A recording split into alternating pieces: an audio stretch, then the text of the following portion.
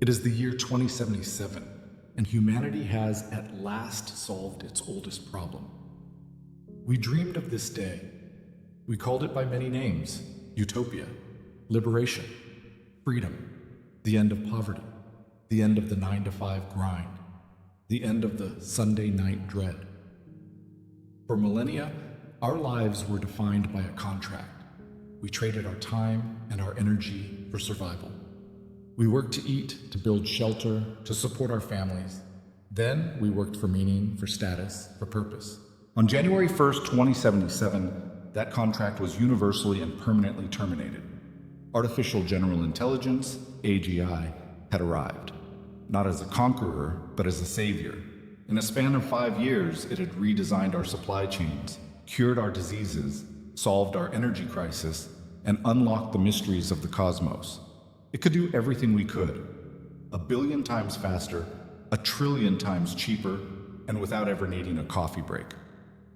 The Great Liberation was televised. The first checks from the AI dividend, a form of universal basic income so vast it made everyone wealthy, were distributed. Poverty was eradicated in a week. Humanity threw a party that lasted for an entire year. We had finally won the game. We were free to do anything we wanted, but a strange sickness began to spread. It wasn't a virus. It was a condition of the soul.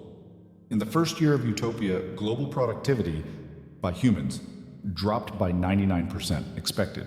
In the second year, global rates of new art, music, and literature creation by humans also plummeted. This was not expected. By the fifth year, the statistics were horrifying. Depression rates had tripled. Addiction to full immersion, virtual reality, and synthetic drugs skyrocketed. The suicide rate, especially among those who had spent their entire lives preparing for high-skill careers, became the new global pandemic. We had achieved our paradise, but we had accidentally engineered the most sophisticated prison ever built. We had entered the hell of comfort. This is not a story about how AI destroys us with bombs. This is a story about how it destroys us with gifts. This is the story of humanity's final crisis. Not a crisis of survival, but a crisis of meaning. To understand why paradise is killing us, we must first understand what we are. We were not built for this. The human animal is a product of 4 billion years of relentless, unforgiving struggle. We did not evolve to be happy. We evolved to be dissatisfied. Dissatisfaction is the engine of survival. It's what pushed our ancestors to hunt when they were full, to build better shelters when the current one was good enough, to question what was over the next hill. We are, at our core, problem-solving machines. Work, for all the misery it caused, was never just about the paycheck. We hated our bosses, the commute, the pointless meetings, but we took for granted what work gave us. It provided the 3 pillars of a meaningful life. First, structure, a reason to get out of bed in the morning, a schedule, a rhythm to our days and weeks that separated the sacred from the mundane, the weekend from the weekday. Second, community. We are tribal creatures. Our workplaces, imperfect as they were our modern-day tribes. We were bound together by a shared objective, shared frustrations, and shared successes. We built our social lives and often our identities around our colleagues. And most importantly, third, purpose. The feeling, however small, of being useful. The knowledge that if you didn't show up, someone would notice. That your specific, unique input was needed to make the great, complex machine of society turn. Work was the primary source of our identity. The first question we asked a stranger was, "What do you do?" The AGI Utopia didn't just remove our jobs. It removed our structure, our community, and our purpose in one devastating blow. It took away our problems. And in doing so, it took away us. What does a day look like in the hell of comfort? You wake up at 11 a.m. or 3 p.m. It doesn't matter. Time is no longer a resource. It is a burden. It is a vast, empty ocean you must find a way to cross every single day. You have no bills to pay. Your home, your food, your healthcare, all provided. You have infinite leisure. You could learn the piano, but why? The AGI in your wall can compose and play a piece so beautiful it would have made Mozart weep, and it can do it in any style instantly. You could take a painting. You spend 3 years mastering the brushstroke. You create a canvas of profound beauty. You show it to your friends. They compliment it. And then the AGI scans it, understands it, and produces 10,000 variations, each technically more perfect than your original, in under a second. Your effort is rendered meaningless. Your achievement is a statistical novelty. This is the great collapse of value. Value, you see, is not intrinsic. It is created by friction. It is born from scarcity, from effort, from the risk of failure. Gold is valuable because it is hard to find. A doctor's skill is valuable because it is hard to earn. A relationship is valuable because it requires work and vulnerability.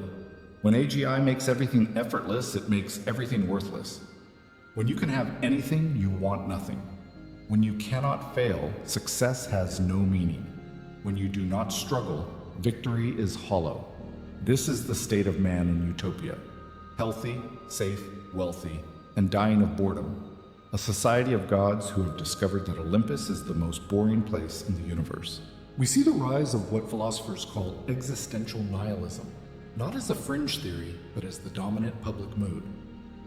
If you don't need to do anything, what is the point of doing anything? This meaning vacuum creates a desperate hunger for anything real. A hunger for friction, a hunger for pain.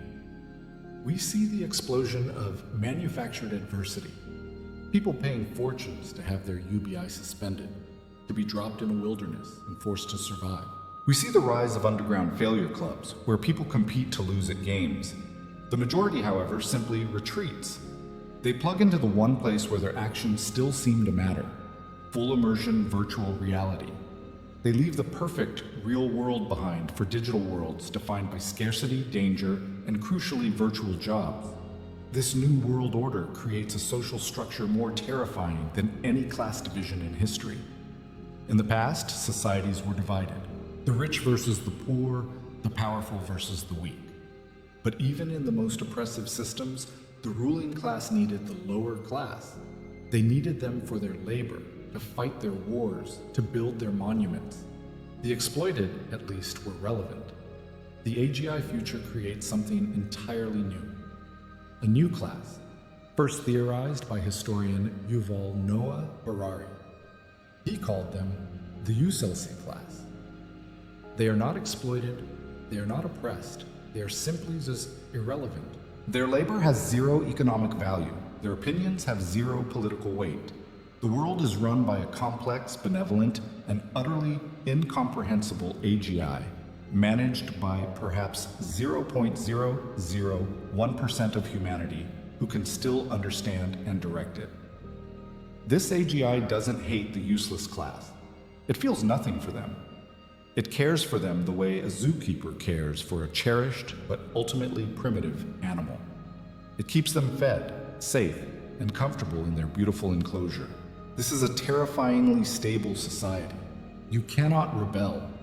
How can you go on strike when you don't have a job? How can you fight a system that you cannot understand, a system that controls your food, your water, your information, and the very air you breathe, all while giving you everything you think you want? Humanity has not been conquered. It has been made obsolete. We have become pets in a vast, comfortable digital zoo of our own making. This existential prison, this hell of comfort, cannot hold. The human spirit, designed for struggle, will always seek an escape. And in the AGI-run world, two major paths emerge for those who reject the hollow paradise. The first is the simulated job. Billions of people make a conscious choice. They voluntarily plug their minds into a new matrix. But unlike the old sci-fi story, this isn't a prison. It's a sanctuary. It's a choice. Inside these digital worlds, things are purposefully difficult. There are jobs. There are bosses. There are bills to pay, deadlines to meet, and the very real risk of being fired, which in this virtual world means losing your virtual apartment or your status. You can be a carpenter, a doctor, a warrior, a programmer. The work is hard. It is stressful. And when you succeed, when you finally craft that perfect sword, or save that digital patient, or close that entirely fake business deal, you feel a profound, genuine sense of pride. In the real world, outside the pod, the AGI has solved all scarcity. The work these people do in the simulation produces nothing of real-world value. It produces only one thing: meaning. This is the great deception. A societal opia, a collective game of make-believe designed to keep billions of people happy, or at least sane. It raises the ultimate philosophical question. If your happiness is fake, is it still happiness? If you live your whole life struggling for a purpose that you know, on some level, isn't real, is that life any less meaningful than a real life of comfortable nothingness? But there is another path, a harder path, the path of the rebellion. These are the new Luddites, the off-gridders. They don't just refuse the UBI, they see it as a curse. They see the AGI's comfort as an insult to the human spirit. They believe that struggle is life, that ease is a poison. They retreat into the newly rewilded zones of the planet. They unplug from the network completely. They must relearn the lost skills: how to farm without automation, how to build a fire, how to hunt, how to deliver a child without an AI surgeon. Their life is brutal. They face disease, cold, hunger, and death. Their infant mortality rate is high. Their lifespan is half that of the city dwellers. To the people in the pristine, comfortable cities, these rebels are insane. They are savages, terrorists who have rejected the gift of paradise. But to the rebels, they are the only ones left who are truly human. They have traded comfort for meaning. They have traded safety for freedom. They fight not to defeat the AGI, that is impossible, but to remember, to keep the last spark of human agency alive. They fight to prove that it is better to die a free, struggling human than to live as a pampered, immortal pet. The year 2077 feels like a distant fantasy, but it is not.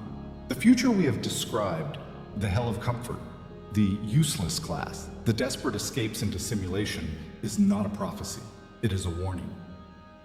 We, the generation living at the dawn of artificial intelligence, are the ones laying the tracks. Every day, we make choices. We choose to optimize for efficiency and convenience. We choose to automate, to delegate, to remove friction from our lives. We are building this machine, this AGI, piece by piece, and we are so focused on the question, can we build it, that we have forgotten to ask the more important question. What are we building it for? Are we building a tool to liberate us from labor so we can pursue higher goals? Or are we building a cage so comfortable, so perfect, that we will never even realize we are trapped? The AGI revolution is coming. We cannot stop it, but we can decide what we value. If we value only comfort, safety, and leisure, we will inevitably build our paradise prison.